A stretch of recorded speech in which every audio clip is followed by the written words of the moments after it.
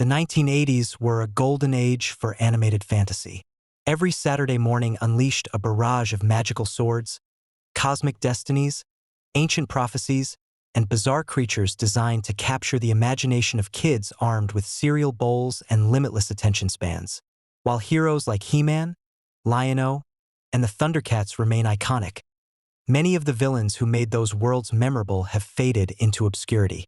Yet these antagonists helped define the tone of an entire era. They were theatrical, terrifying, strangely philosophical, and often far more imaginative than modern cartoon villains.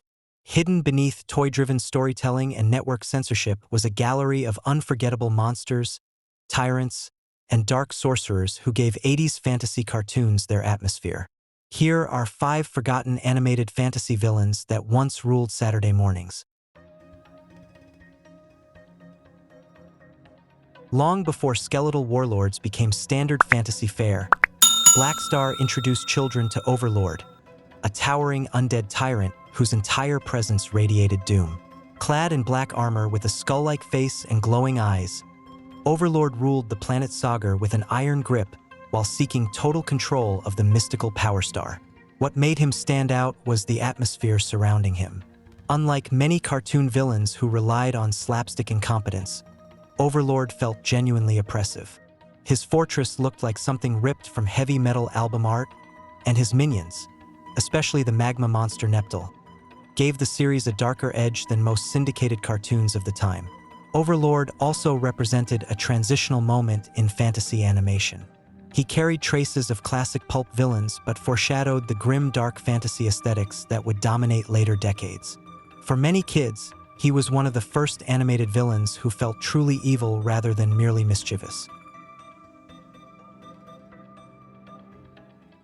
Technically arriving just outside the 80s, Bloth belongs spiritually to the same era and carried its DNA into the early 90s. Massive, grotesque, and perpetually shrouded in menace, the mutated pirate captain pursued the treasures of Mare with terrifying obsession. Unlike many fantasy villains designed primarily for toy shelves, Bloth looked legitimately horrifying. His swollen body, cybernetic arm, and monstrous voice made him feel like a nautical horror creature trapped inside a children's cartoon. But what truly elevated him was desperation. Beneath the intimidation was a sense that Bloth feared irrelevance and decay. The spreading dark water consuming the world mirrored his own corruption, making him strangely tragic in moments. The series itself became a cult classic because it treated fantasy stakes seriously, and Bloth was central to that tone. Though often overshadowed by more commercially successful villains, he remains one of the most visually striking antagonists in animated fantasy history. The Visionaries franchise combined futuristic technology with ancient magic in a way only the 80s could. At the center of its conflict stood Darkstorm, leader of the Darkling Lords, whose holographic chest emblem transformed into supernatural power during battle. Darkstorm's brilliance lay in his restraint. Rather than ranting endlessly, he often projected cold intelligence and calculated ambition. He viewed magic not as wonder but as a weapon for domination. This made him feel more dangerous than louder cartoon tyrants who constantly sabotaged themselves. Visually, Visionaries was wildly ambitious for its time. The hologram effects on the character's armor created a surreal visual identity that distinguished the series from everything else on television. Darkstorm's phantom powers and spectral imagery contributed heavily to that dreamlike quality. Although the toy line vanished quickly, the villain's design and eerie atmosphere linger in the memories of fantasy fans who discovered the series during its brief run. Children who watched the Dungeons and Dragons cartoon remember Venger as a nightmare in horned armor. With one glowing eye, black wings, and a booming voice, he stalked the young heroes across the realm in pursuit of power and revenge. What made Venger remarkable was the mystery surrounding him. Unlike simpler villains whose motivations were straightforward, Venger carried emotional baggage and hints of a larger mythology. The show gradually suggested he was not entirely beyond redemption, adding layers uncommon for children's animation at the time. His relationship with Dungeon Master also introduced a more mythic dimension to the series. There was history, bitterness, and cosmic conflict buried beneath the weekly adventures. That ambiguity helped elevate Dungeons and Dragons above many of its contemporaries. Venger terrified children because he felt unstoppable. He appeared suddenly, dominated scenes through sheer presence, and rarely descended into comedic humiliation. In an era full of bumbling antagonists, he retained dignity and therefore menace. Unlike some entries on this list, Mumm-Ra is not entirely forgotten.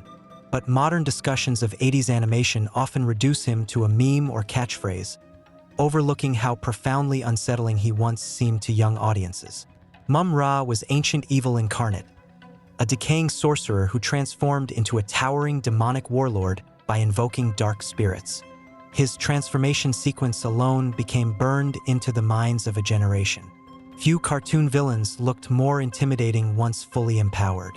What separated Mumm-Ra from other fantasy antagonists was his mythological weight. He did not merely want territory or treasure.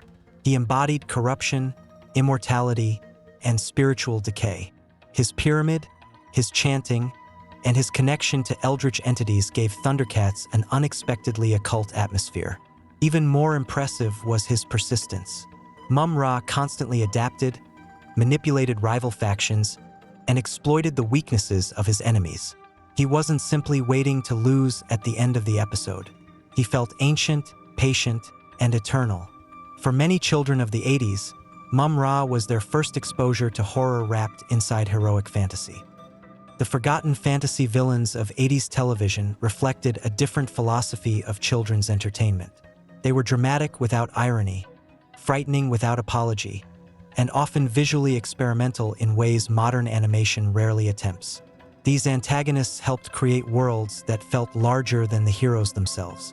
They introduced themes of corruption, destiny, temptation, and survival long before audiences were old enough to fully understand them.